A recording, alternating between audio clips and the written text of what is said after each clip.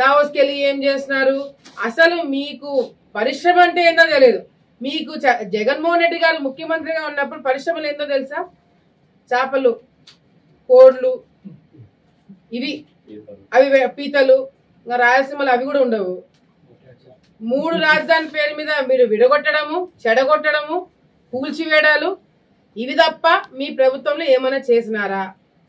నిన్న మొన్న ఆలగడ్డలో ఎప్పుడు లేని 2 ఆడిముత్యాలు కనపడినారబ్బా.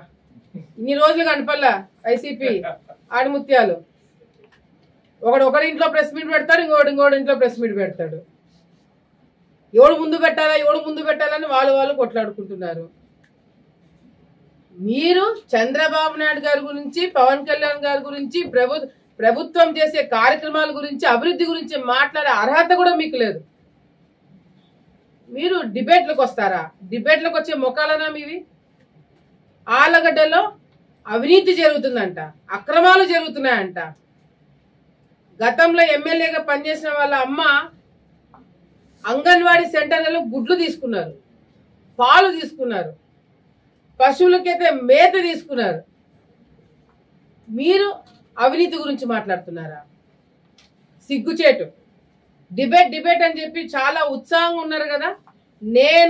మీరు ఆలగడ్డలో నేను వచ్చిన అధికారంలో మేము వచ్చిన తర్వాత, నేను ఎమ్మెల్యే అయిన తర్వాత అవినీతి కానీ అక్రమాలు కానీ ప్రూఫ్లతో, ఆధారాలతో సహా చూపిస్తారంట. నేను డిబేట్కి రెడీ.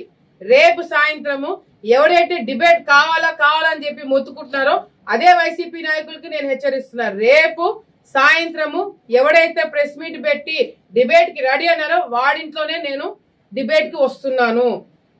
కార్యకర్తలు అందరూ వస్తారు.